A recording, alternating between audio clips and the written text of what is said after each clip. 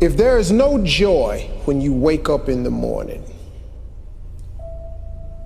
if you dread the sound of the alarm clock going off, if you feel stagnant, if you have the thought in your head that there has got to be more to life than this, you know what you should do?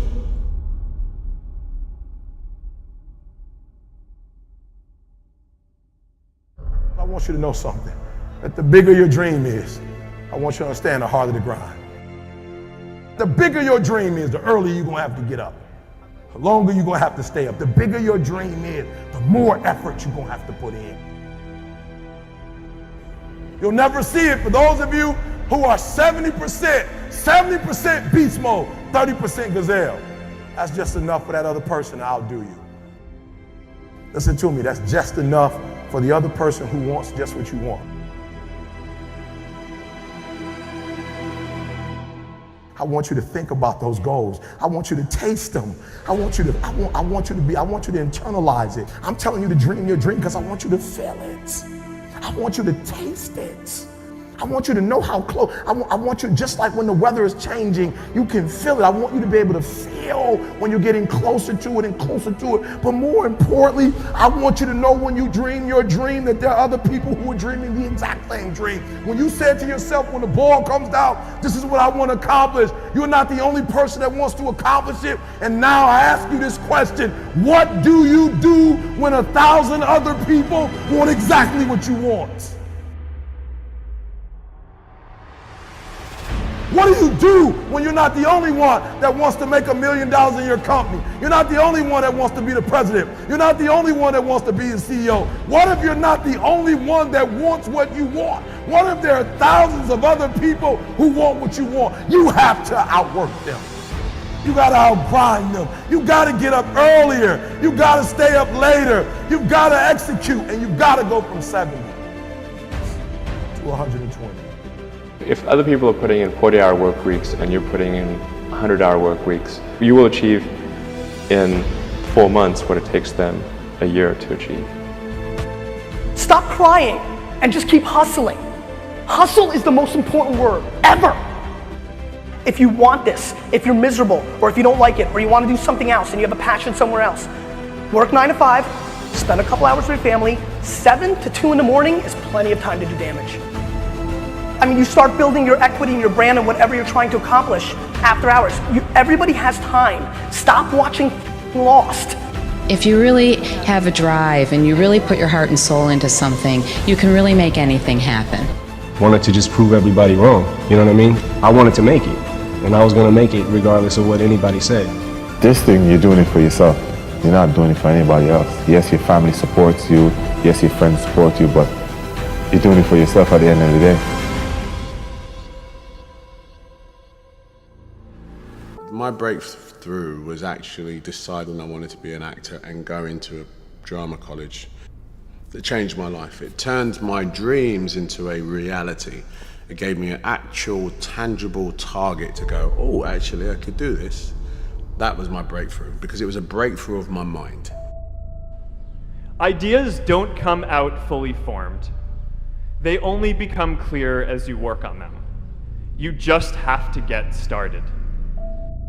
Look yourself in the mirror and ask yourself, what do I want to do every day for the rest of my life? Do that. Right now is not the time to stop. You can't stop. You're stopping right now. Now's not the time to stop or worry or back up or become apathetic. Now is the time to start again. Every day start over. Now is not the time to start or back up or retreat or get lost in all the problems. Look, you got to assume right now that you can do way more than you're doing. Ask yourself this question: what is my potential? Is my potential greater than what I'm delivering at, regardless of what people think about my achievements or lack of achievements, whatever the case is? Look around you, and what you see is average everywhere. Average has become an epidemic. You don't have people living up to their potential. You have people doing almost nothing, people retreating, backing up, people that are lazy. Now is the time to start again. Your security, your family's security, your future is left in your hands. Your destiny is yours, not someone else's.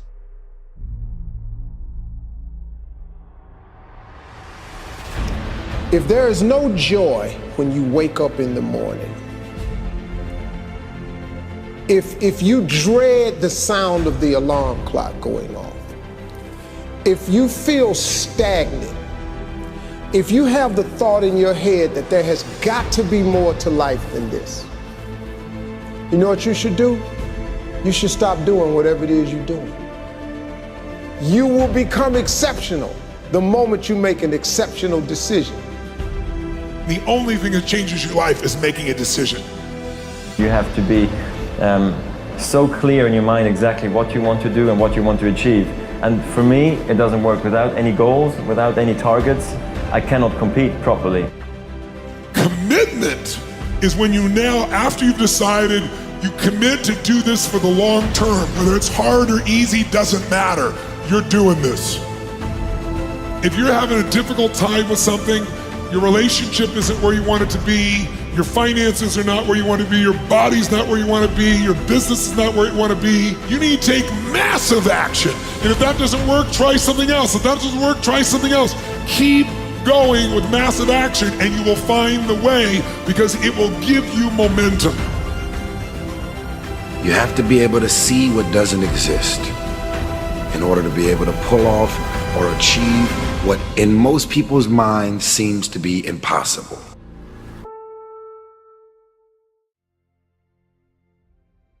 Today, I want to talk about purpose. But I'm not here to give you the standard commencement about finding your purpose. We're millennials. We try to do that instinctively. Instead, I'm here to tell you that finding your purpose isn't enough. The challenge for our generation is to create a world where everyone has a sense of purpose. Purpose is that feeling that you are a part of something bigger than yourself, that you are needed, and that you have something better ahead to work for. Purpose is what creates true happiness. And you are graduating at a time when this is especially important.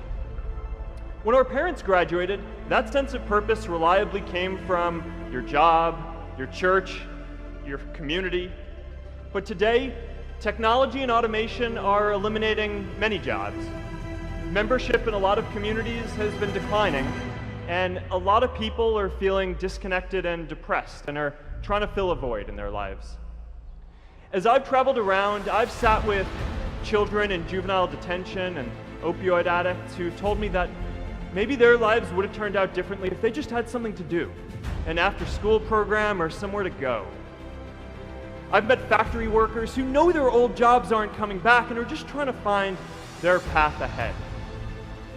For our society to keep moving forward, we have a generational challenge to not only create new jobs, but create a renewed sense of purpose. I remember that night I launched Facebook from that little dorm in Kirkland House. I went to Noakes with my friend KX, and I remember telling him clearly that I was excited to help connect the Harvard community, but one day someone would connect the whole world. The thing is, it never even occurred to me that that someone might be us. We were just college kids. We didn't know anything about that. There were all these great big technology companies with all these resources, and I just assumed one of them would do it. But this idea was so clear to us that all people want to connect. So we just kept working on it, day after day after day. And I know that a lot of you are going to have your own stories just like this. A change in the world that seems so clear that you are sure someone else is going to do it. But they're not. You will.